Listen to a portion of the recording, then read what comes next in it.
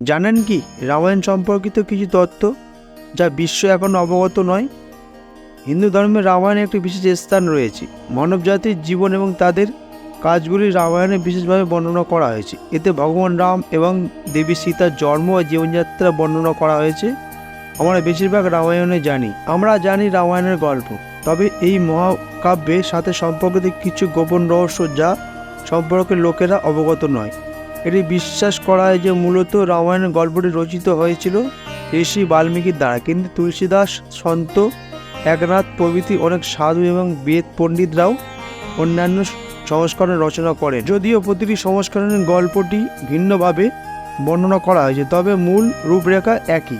রামায়ণ সংগঠিত হয়েছিল খ্রিস্টপূর্বে 4 থেকে 5 শতাব্দীর মধ্যে। রামায়ণের প্রতি 1000টি শ্লোকের পড়ে আসার প্রথম অক্ষর থেকে গায়ত্রী মন্ত্র তৈরি হয়। গায়ত্রী মন্ত্রে 24টি অক্ষর রয়েছে এবং বাল্মীকি রামায়ণ 24,000টি শ্লোক রয়েছে। গায়ত্রী মন্ত্রটি রামায়ণের প্রতিটি 1000 শ্লোককে পড়ে আসা প্রথম অক্ষর দ্বারা গঠিত হয়। এই মন্ত্রটি এতটাই পবিত্র, মহাকাব্যের সারাংশে গায়ত্রী মন্ত্রের প্রথম ঋগ্বেদ উল্লেখ করা হয়েছে। রাম এবং তার ভাইদের থেকে রাজা দশরথ একটি কন্যার পিতা ছিলেন। শ্রীরামের বাবা এবং মা ভাইদের কথা প্রায় সবাই জানে, কিন্তু কম লোকই জানেন যে রামের একটি বোন ছিল যার নাম ছিল শান্তু। তিনি 4 ভাইয়ের চেয়ে অনেক বড় ছিল। তার মা কৌশল একবার অঙ্গদেশের রাজা রমাপদ এবং তার রানী বর্ষিণী অযোধ্যায় আসেন। তাদের কোনো সন্তান হয়নি। রাজা দশরথ এই কথা জানতে পেরে তিনি বলেন, আমি আমার কন্যা শান্তকে শিশু অবস্থায় দেব।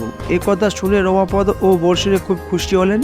তিনি তাকে অত্যন্ত স্নেহের সাথে লালন পালন করেন এবং তিনি পিতামাতার সমস্ত দায়িত্বভার পালন করেন। একদিন রাজা রমাপদ তার মেয়ের সাথে কথা বলছিল। ঠিক সেই সময় একজন ব্রাহ্মণ দরজা এসে রাজার কাছে প্রার্থনা করেন যে বর্ষিণীর দিনগুলিতে তিনি যেন এই ব্যবস্থা করেন ক্ষেতের চাষে রাজার দরবার থেকে সাহায্য। রাজা তা না শুনে মেয়ের সাথে কথা বলতে থাকেন। দাঁড়িয়ে আসা নাগরিক আর্জি না শুনে ব্রাহ্মণ দুঃখিত হলেন এবং রাজার রাজ্যে ত্যাগ করলেন। রমাপদ সেই ব্রাহ্মণ ছিলেন ইন্দ্রের ভক্ত। ভগবান তার ভক্তের এমন অবহেলার জন্য রাজা রমাপদর ক্ষুদ্র হন এবং তার রাজ্যের প্রাপ্ত বৃষ্টিপাত না হয় ক্ষেতে দাঁড়িয়ে থাকা ফসল শুকিয়ে যেতে থাকে। সংকটে রাজা রমাপদ ঋষি ঈশ্বর সিংহের কাছে গিয়ে তাকে জিজ্ঞাসা করেন এবং সমাধান চাইলেন। ঋষি তাকে বলেন ভগবান ইন্দ্রকে খুশি করার জন্য যজ্ঞ করতে। ঋষি যজ্ঞ করেন এবং ক্ষেত ও শস্য সাগর জলে ভরে গেল এবং ঋষি সিংহ শান্তার সাথে বিবাহ বন্ধনে আবদ্ধ হলেন এবং তারা সুখে বসবাস করতে লাগেন। পরবর্তীতে ঋষি সিংহ স্বয়ং দশরথের পুত্র কামষ্টি যজ্ঞ করেন। তিনি এই যজ্ঞ করেছিলেন। এটি অযোধ্যা থেকে প্রায় 39 কিলোমিটার দূরে। এটি পূর্ব দিকে ছিল। আজও সেখানে তার আশ্রম রয়েছে, সেখানে তার স্ত্রীর সমাধি রয়েছে।